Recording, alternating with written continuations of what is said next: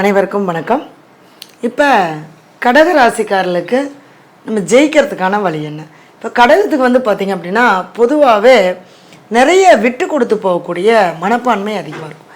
நிறைய விட்டு கொடுக்குறனாலேயே அவங்களே மற்றவங்களுக்காகவே வாழக்கூடிய ஒரு அமைப்பும் இந்த கடகராசிக்கு இருக்குது. எதையுமே பிரதிபலன் பாராமல் செய்யக்கூடியவங்க அப்படின்னா இந்த கடகராசிக்காரங்க தான். சுயநலம் அப்படிங்கிறது அவங்கக்கிட்ட இருக்காது. ஆனால் நான் சொல்லுவேன் என்னென்னா, கடகராசிக்காரங்க கொஞ்சமாச்சு சுயநலமாக இருந்தீங்கன்னா தான் பொழைக்க முடியும். இல்லை அப்படின்னா மற்றவங்க நல்லா என்ன சொல்கிறதுனா ஏமாற்றிட்டு போயிடுவாங்க. அதாவது அந்த இடத்துல அவங்க எதையும் எதிர்பார்க்கலனாலும் கூட மனசளவுங்களை அவங்கள காயப்படுத்திட்டு அவங்க விலகி போயிடுவாங்க. அவங்களுக்கு தேவைகளை பூர்த்தி செஞ்சுட்டு அவங்க விலகி போயிடுவாங்க. அந்த மாதிரி உள்ளவங்க தான் இந்த கடகராசிக்காரங்க. இந்த கடகராசிக்காரங்களுக்கு பார்த்திங்கன்னா எப்பவுமே கடன் இருந்துக்கிட்டே இருக்கணும். ஏன்னா 6ஆம் அதிபதி உங்களுடைய ராசியில் உச்சமாகிறார். அப்படிங்கிறப்ப ஒன்று கடன் இருக்கும், இல்லைன்னா நோய் இருக்கும், இல்லைன்னா வழக்கு இருக்கும். இதையே நம்ம ஜெயிக்கிறதுக்கான வழியாகவும் நம்ம எடுத்துக்கலாம். இந்த கடகராசி பொறுத்தளவுக்கு பார்த்திங்கன்னா ரொம்ப மனசு தைரியமாக இருப்பாங்க. ஆளுமை திறன் அவங்ககிட்ட நல்லாயிருக்கும். ஒரு விஷயத்தை செய்யணும்னு நினச்சிட்டாங்கன்னா அதை கண்டிப்பாக எந்த லெவலுக்கு போயினாலும் அதை சாதிச்சே தீர்வாங்க. அவங்களுக்கு ஒன்று தேவைன்னா அது எந்த இடத்துல இருந்தாலும் அவங்களால வர வைக்க முடியும். அதுதான் கடகராசி.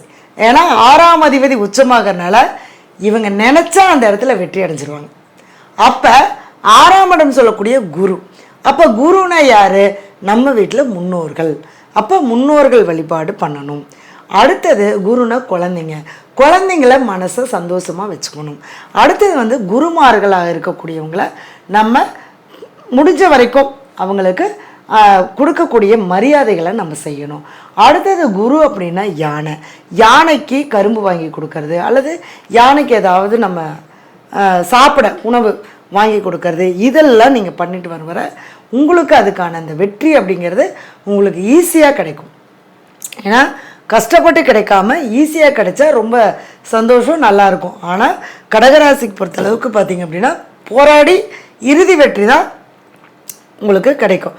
அப்போ இந்த கடகராசிக்கு பார்த்திங்கன்னா 6ஆம் அதிபதி குருவாக இருக்கிறதுனால குரு வழிபாடு கண்டிப்பாக தேவை. சித்தர்கள் வழிபாடு, வாழ்ந்த மகான்கள், அதாவது மனிதனாக பிறந்து வாழ்ந்த மகான்கள், அவர்களுடைய வழிபாடு உங்களுக்கு சூப்பராக இருக்கும்.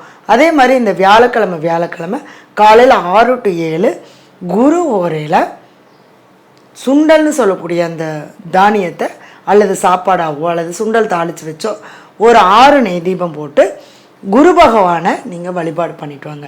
அல்லது உங்களுக்கு எந்த மகான், இப்போ ஒருத்தருக்கு பார்த்தீங்கன்னா சீரடி சாய்பாபா பிடிக்கும், ஒருத்தருக்கு புட்டபர்த்தி சாய்பாபா பிடிக்கும், ஒருத்தருக்கு கணக்கம்பட்டி சித்தர் பிடிக்கும். அந்த மாதிரி உங்களுக்கு எந்த சித்தர் பிடிக்கிறாரோ அந்த சித்தருடைய படத்தை வச்சு நீங்கள் இந்த வழிபாடு பண்ணிட்டு வரும்போது நீங்கள் வாழ்க்கையில் ஒவ்வொரு முறையும் ஒவ்வொரு வாரமும் செய்ய நீங்கள் அடுத்தடுத்த உங்களுடைய வாழ்க்கைக்கு அடுத்தடுத்த ஸ்டெப்புக்கு நம்ம போயிட்டே இருப்போம்.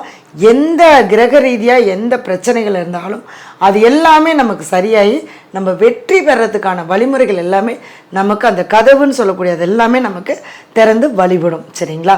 நம்பிக்கையோடு செய்யுங்க, நல்லதே நடக்கும். நன்றி.